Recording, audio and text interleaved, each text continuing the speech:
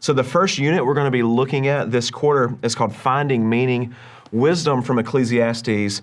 Solomon asks, what in the world is the point? Life is meaningless. And when we hear something like that, I mean, it can seem like a bit of a downer, but the truth is it's not. Sometimes life can feel like it's repetitious, like it's boring.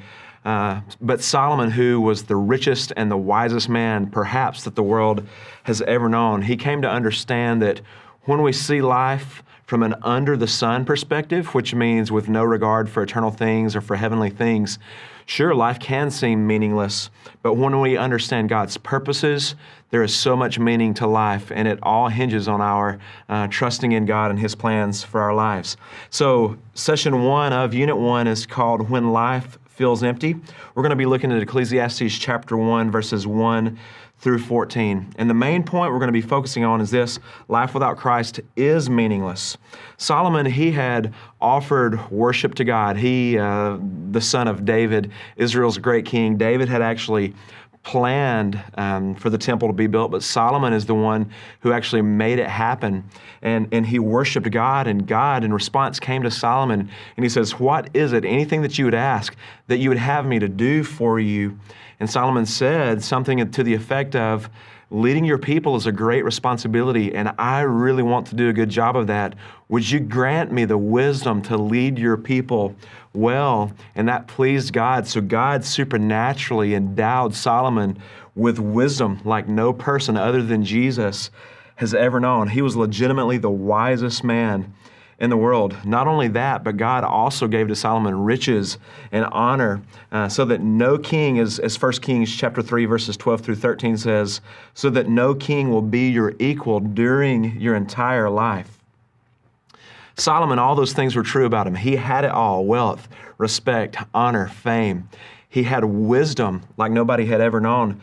But still, he came to see that under the sun, as if there's nothing above the sun, nothing eternal, what our eyes see can't satisfy. There's no amount of beauty. Travel, we can see all the greatest things that people have built, all the most beautiful things that creation has to offer in terms of mountains and oceans and wildlife and things like that. There's nothing that we can look at in terms of physical beauty that can ever satisfy us. Solomon also said that we can never be satisfied by the sounds that we hear, whether it be music or the sounds of nature.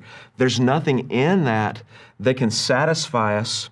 And Solomon figured out that apart from God, the under the sun perspective, that life is absolutely meaningless. Every week we're going to look at the passage of Scripture, we're going to look at the main point, and then we're going to just boil it down to something that's really practical, which is one of the questions that I've pulled from the lesson for the sake of this training video. Our practical question today is this: how is it possible to add meaning to everything done under heaven?